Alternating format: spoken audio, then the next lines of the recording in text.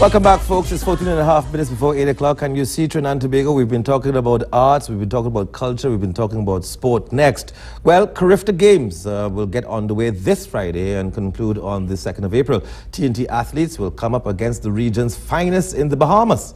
We're joined by representatives of the N3A of Trinidad and Tobago, President Ephraim Serette and Mr. Kabir Hosein. Mr. Hosein is the Chief Admin Officer for the N3As. Folks, welcome to Morning Edition. Great to have you here, President.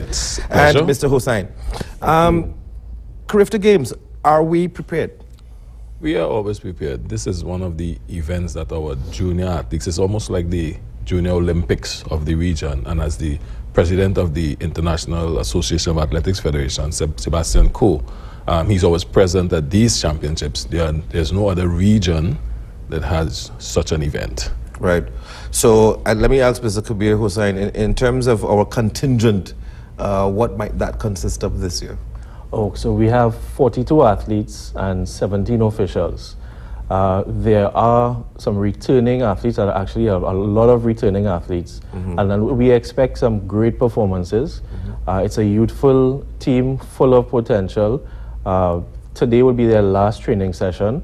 The team manager and the officials have been doing some work on and off of the track and off of the field, and there's some nice dynamics. The team is happy, they're comfortable, and they're really looking forward to the games. To achieve some really stunning performances. President Serette, in terms of your expectations of our young athletes going to the Bahamas, you have 42 such athletes. What are the particular events that you expect for us to really do well? Well, we have been doing well both field and on the track. Over the last couple of years, our field athletes have produced. You know, we have Tyreek Hosford, who continues to break the record. You know, on the under 18 is now under 20. In the 2 previous years, he had broken the javelin record. We have some female throwers as well. We have Ayana Roach, who was this past weekend the Youth Female Sportswoman of the Year. So she is on the team as well. So we continue to do well both track and field, because we have programs that we focus to develop the sport in its entirety. You know, the troubling thing sometimes, Mr. Hosein, is the whole question of athlete selection. When it comes to our junior athletes, are there any issues in terms of who is selected to participate in these types of regional athletic meets? On our behalf, we have a clear selection policy, and it's communicated through our quarterly general meetings to our membership. Now, we as the governing body for track and field, we deal with our clubs. You know, you would really find we go directly to our athletes.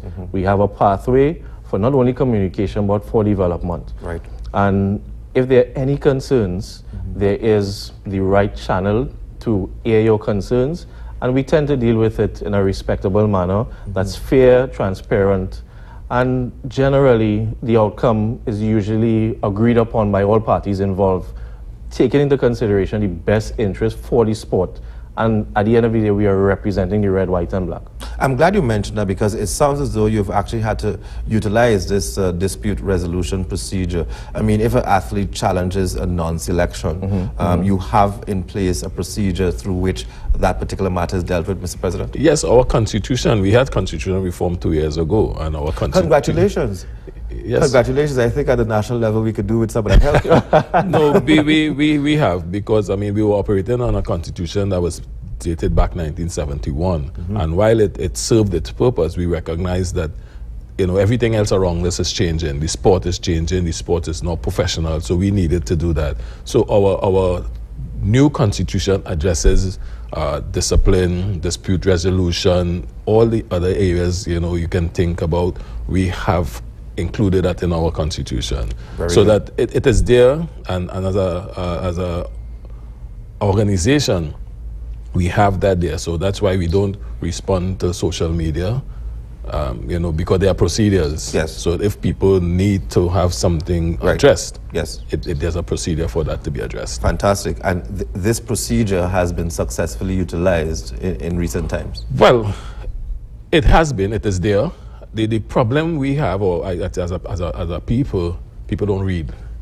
So we have on our website. We have the Constitution is there. We have selection policy. We have all these documents, and we communicate to the clubs, athletes, but people don't read. They don't read. So you would certainly advise all of the stakeholders to really become familiarize themselves? They need to become familiar. Good. The other important thing, Mr. Hosein, I'm sure you probably would have browsed the national youth policy, the sporting policy that the Ministry of Sports would have been talking about in recent times. Are you happy with what you've seen thus far? Well, we have made some tangible contributions. Whether it was taken into consideration or not is yet to be seen. We as a board, so the N3As, through the constitutional reform 2 years ago, we are now a board of directors, and as a collective discussion, there are still areas of concern, but it's certainly a step in the right direction. Okay. Whether we write again to suggest some of specific areas be taken into consideration, particularly in the preparation pathway of the athlete, not only the athletes, but we have to take into consideration all stakeholders. Yeah. But generally, we are definitely pleased and you're that on board. Something is happening. Of course. Of course. Anything towards the positive development of sport. Yes. And sometimes we have to be selfish for our sport, track and field athletics. But sport in general for development, which is definitely needed, we on board.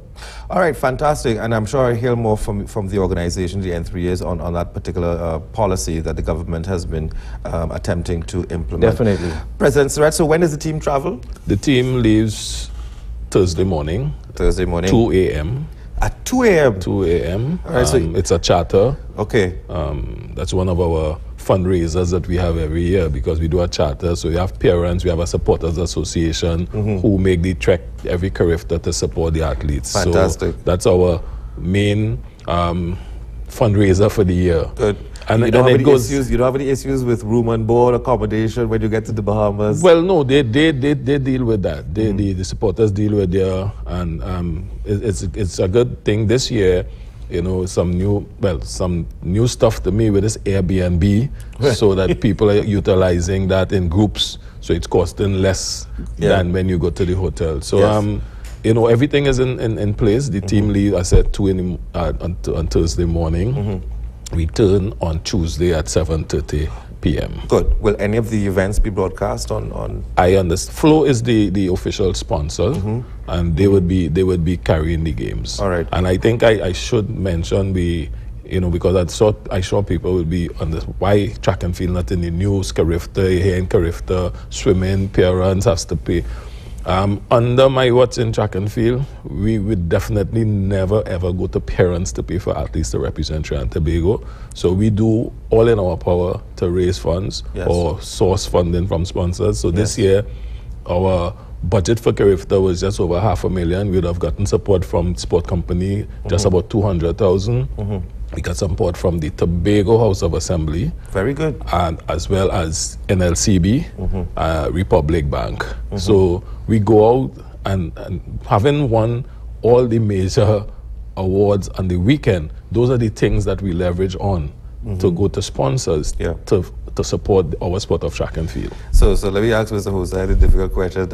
I wonder if you've started counting the number of medals that our team will return with. Well, let me say this, and you may find this is a diplomatic answer. We prefer not put out there in the general public our predictions. What I will say is we have a very talented team, backed by sound management, and the sky is the limit. All right. Mr. President, you want to maybe hazard a guess, well, a goal or two? Definitely. But again, the sport is such, you don't know who shows up on the day. It's not a sport that you can predict. We went to the World Championships last year. Nobody would have predicted that Lalon Gordon would have passed the American at the end at the final leg to win gold. So the athletes, and as a former athlete, I think on the day you transform, and you know, based on what's happening, you just do what you have to do. You know, President Serette, do you think that in many ways our young athletes, as they come through the ranks, that they get not only the necessary physical preparation and physical health issues and so on dealt with, but what about mental preparation and so on? Is that support provided to them? Well, I'm happy that you asked that question, because we have what we call a youth elite program. It's a 2-tier program where we have 10 athletes at at one level who are getting psychological, that kind of preparation, and the other 40 athletes, they get it in a group, so that we identify them as the potential podium athletes for the future. Yes. We have also partnered on that project with Michael Johnson, who was here last year, December or November, and we are doing some testing to provide data for the coaches so that they can use and utilize the platform at MJP so that our athletes can realize their true potential. Fantastic. And given the rotation of CARIFTA Games, when next is Trinidad and Tobago scheduled to host these games? Well, at the Congress, they normally have bids. The next year would be Cayman Islands, and I guess they would open up the floor for bids for 2020. I think Barbados has interest because they would have started in Barbados, so it would be the 50th anniversary. So I think Barbados wants, they have indicated. For us, for me personally, I'm a bit skeptical, because hearing the stories of cycling and swimming who would have hosted events last year and they're still in the red, unless we are comfortable that we can actually host and cover all our costs, it's only then we would do that, because we don't want to be in that kind of situation. I hear you. Better be safe than sorry. Mr. President, thank you so much for being here. Congratulations to the team, Mr. Hosein. We're looking forward to a great team performance. And hopefully you'll return and give us some updates when the team plunders the Bahamas and returns with gold. Folks, we're going to take a quick run to the news, and then we're going to come back and wrap things up. We'll be back.